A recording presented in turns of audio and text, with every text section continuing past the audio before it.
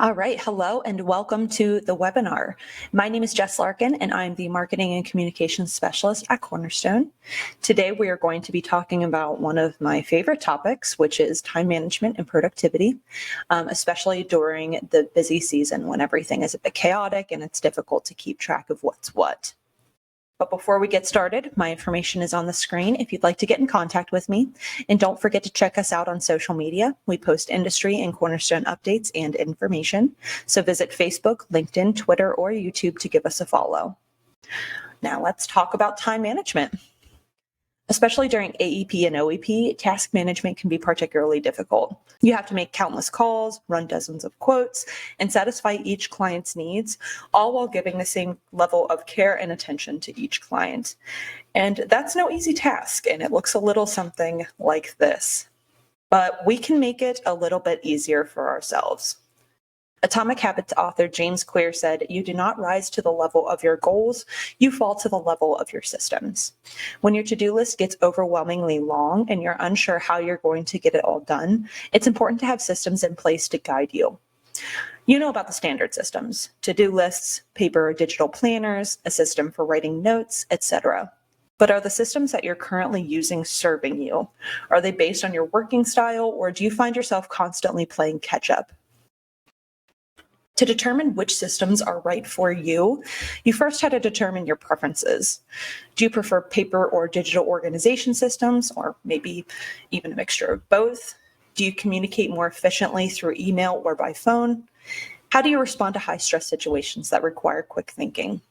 Organization isn't a one-size-fits-all, and it's important to determine which methods fit seamlessly into your systems and which are difficult to manage.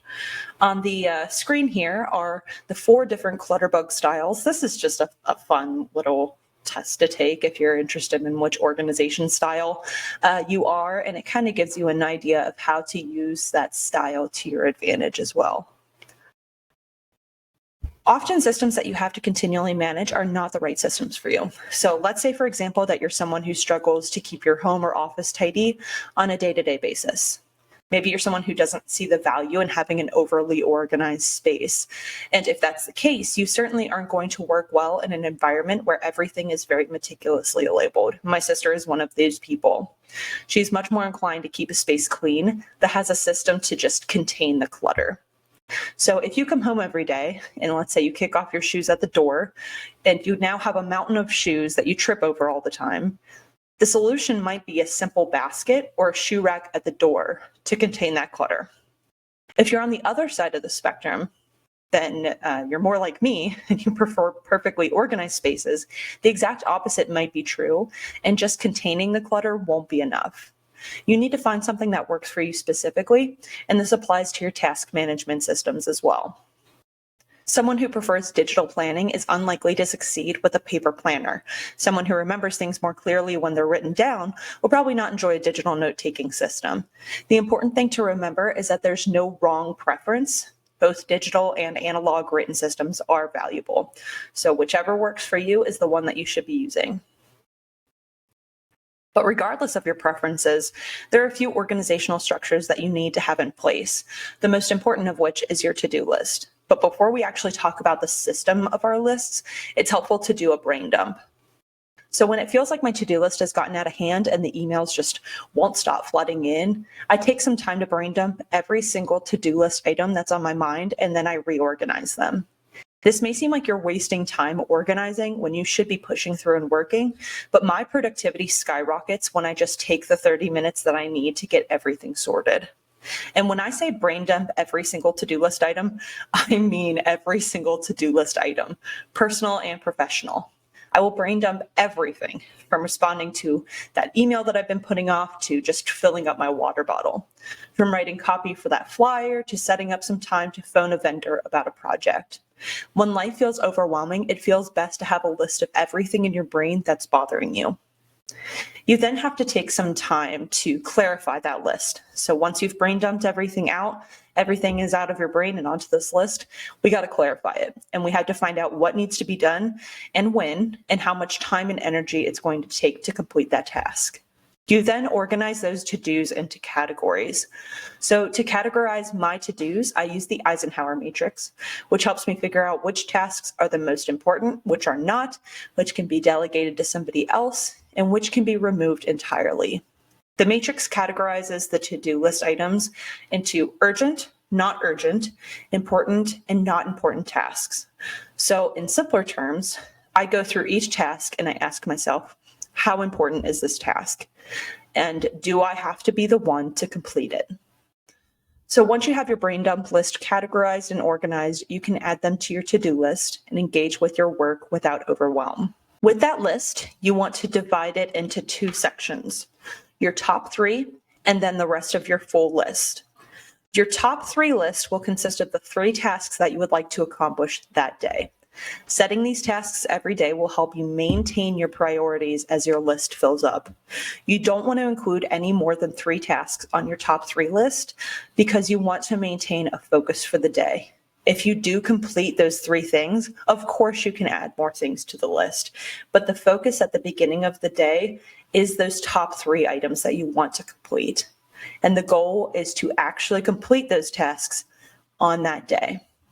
So in order to create those tasks, I follow the SMART goal rules. So you want your goal to be specific, you want it to be measurable, achievable, relevant, and time-bound. So if you have a larger goal that requires several different steps, I recommend creating those steps into individual tasks. So let's say, for example, I want to write an ebook. Well, I'm not just going to write an ebook. That's not really how it works. So I don't want to put on my top 3 list, write an ebook. That's that's probably not going to happen for me. Instead, I'm going to try to make that task more specific by listing more detailed tasks like create an outline for the ebook, write the first chapter of the ebook, create a guide for chapter 1, etc. And I'll make those on my top 3 task list. The rest of the tasks on your list that are not on the top 3 can just be categorized by priority. So for my personal list, which I will show you on the screen, I use categories 1, 2, and 3 to determine which are most important for me to tackle and which are not.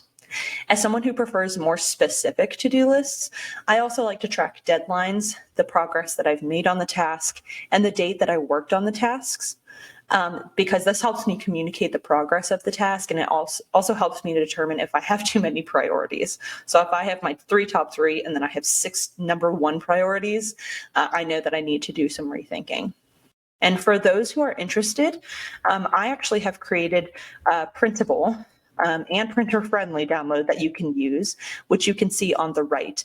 And a link to that piece is in the description box below. But this is something that you can print out and start to use. I also like to reflect on my tasks and schedule them based on my work preferences. So as a morning person, for example, I tend to schedule the most challenging tasks for the morning and the least disruptive admin tasks for the afternoon when I'm feeling more lethargic, which is, right after lunch. I've typically had a large lunch and I'm just feeling tired. So I'm not going to have my best creative or deep work during that time. But if you tend to work more efficiently in the afternoon, on the other hand, you might want to consider tackling your top 3 in the afternoon. Now, let's talk about the actual systems that we use for maintaining our to-do list. You probably already have a system in place for tracking your to-dos.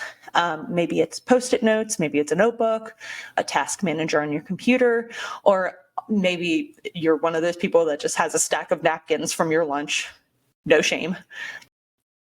Your to-do list should be easy to maintain and easy to access. So here are a couple digital and written options. For written option, you can use a notebook or a notepad that's easy to access and hard to lose, and we'll talk about that in a little bit.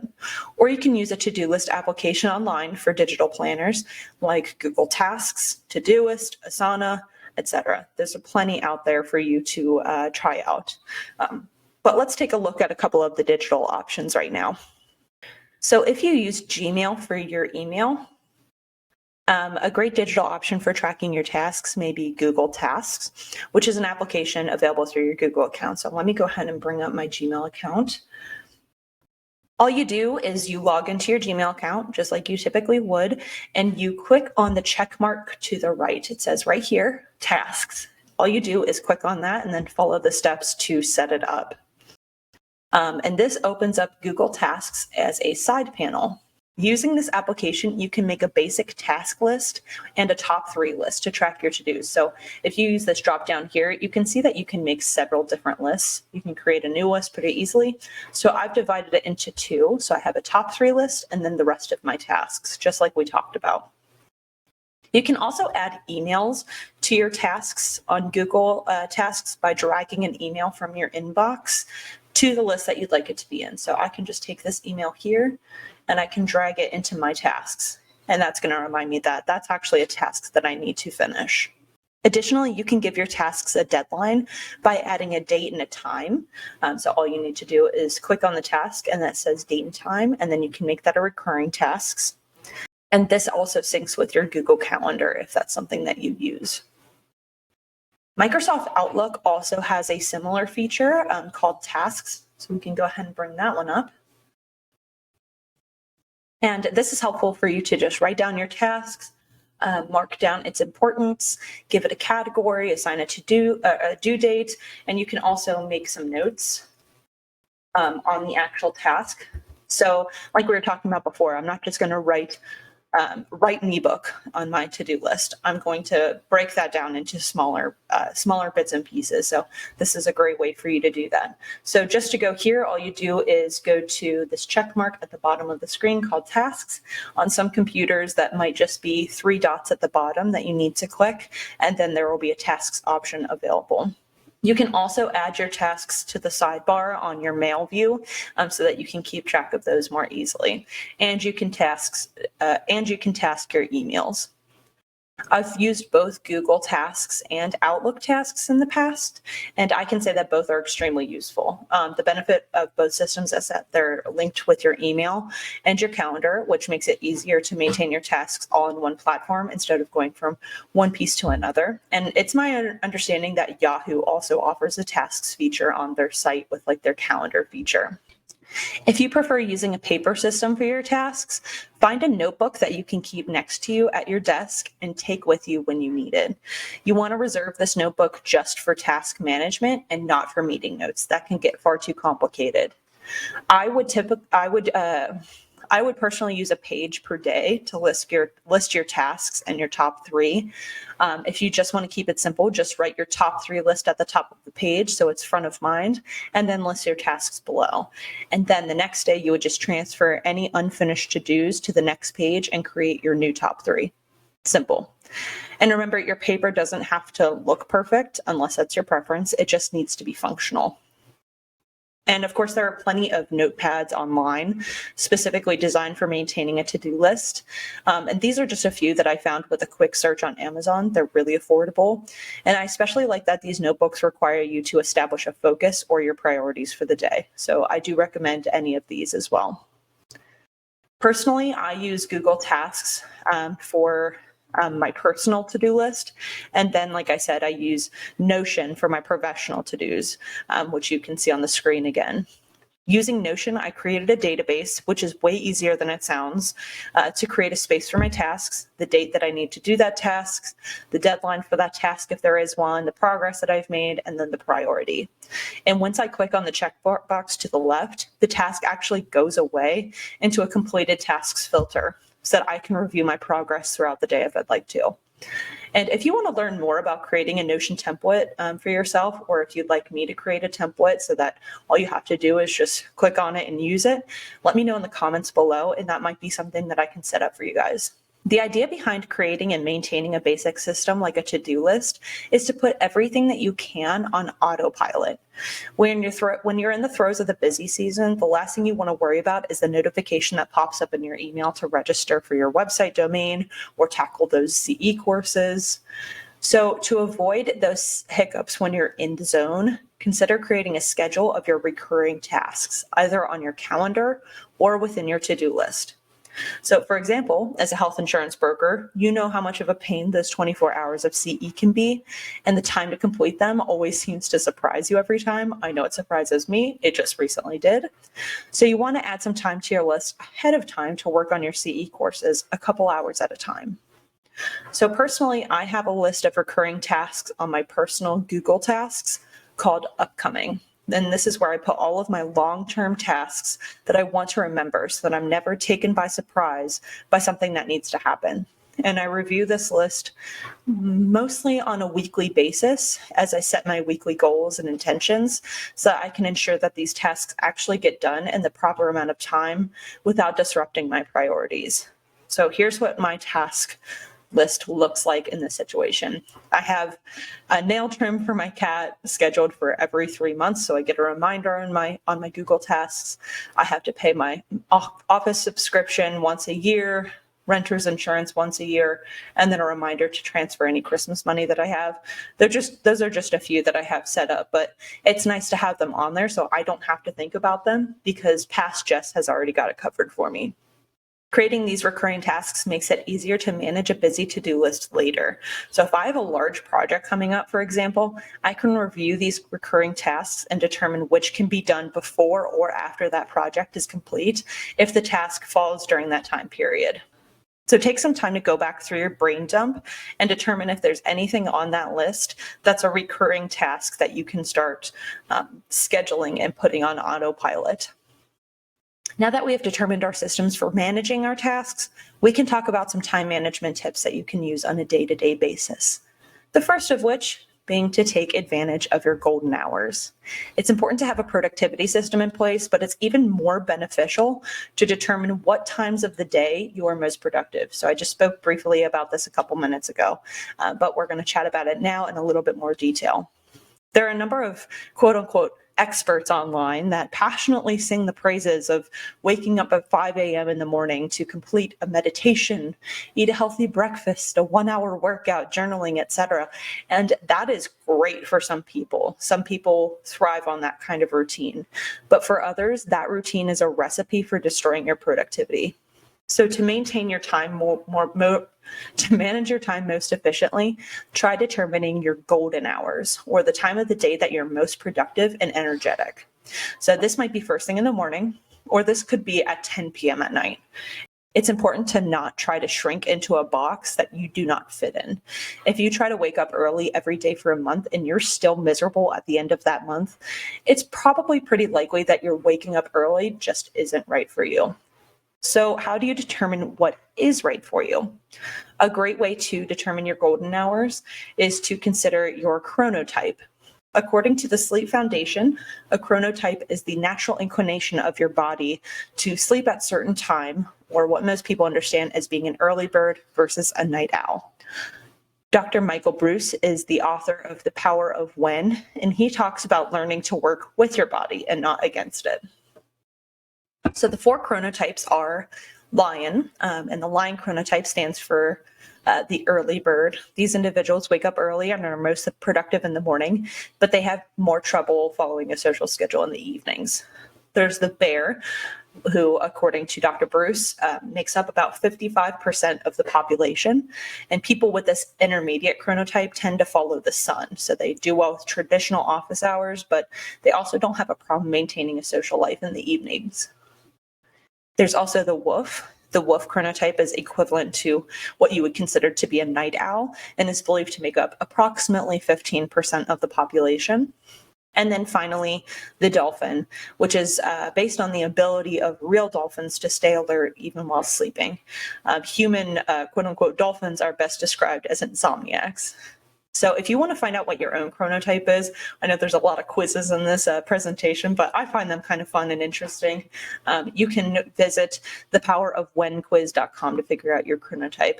And it actually was really helpful for me as somebody who considers herself to be an early bird to determine, yes, I'm an early bird, but I'm not going to wake up at 5 a.m. kind of early bird. So determining your chronotype will help you schedule and manage your tasks more efficiently. So for example, if you're a wolf, your productivity sweet spot starts at about noon, and you'll want to schedule your most demanding tasks for around that time. And on the screen here, as you can see, I've included an infographic with the optimal sleep and wake times for your chronotypes to help you structure your days. So personally, I'm a lion, and I would like to schedule my most demanding tasks for between 8 a.m. and 12 p.m. when I'm the most focused. So I'll make my phone calls, do project management work, I'll do my writing, etc. And then for the rest of the workday, I schedule the lighter tasks like design or admin because I know my energy levels will be lower. And now that we've determined our most productive hours based on our work style, we can use a number of different techniques to actually get the work done. The first of which is the Pomodoro Technique. And this is the simplest technique, but it's also the most effective. This was developed by Francesco Cirillo in the 1980s as a way to manage time more effectively. The idea is to set a timer for 25 minutes, or any amount of time that works best for you, to do focused, uninterrupted work. Once that time is over, you can take a 5-minute break. And then you repeat this cycle 4 times, and then you take a longer break. So personally, I like to set my Pomodoro timer for 50 minutes with a 5-minute break in between to get more coffee, use the restroom, check my phone, etc. But during those 50 minutes, my focus is completely on my work. But that's the amount of time that works really well for me. This technique helps manage distractions and helps decrease mental fatigue. I find that my days are a lot more focused and efficient when I use this technique. So if you tend to get distracted by smaller tasks, or if you're overly optimistic about how much you can reasonably get done in a day, hello, that's me, and you find yourself often working past the point of optimal productivity, then you might want to try out this technique. This might be a good one for you. I like to use an app called Focus Keeper on the iPhone to track my Pomodoro sets, but there are plenty of options out there. The app allows me to set the length of each round and how many rounds I would like to do. I can also track my stats to see how much my productivity has improved throughout the week using this technique. I do not often use that, but it is available if you'd like to see how well you're doing throughout the week. And for Android, I've heard a lot of great things about Pomodone, which I've listed on the slide in front of you. So I would recommend you check that out if you do not have an iPhone or an iPad. The next popular technique for managing your time is calendar blocking. Fair warning, some argue that the calendar blocking system can feel a little overwhelming. So if that's the case for you, it might be time to think of a different way to schedule your time. I personally have this issue, but I know a lot of people who swear by this method.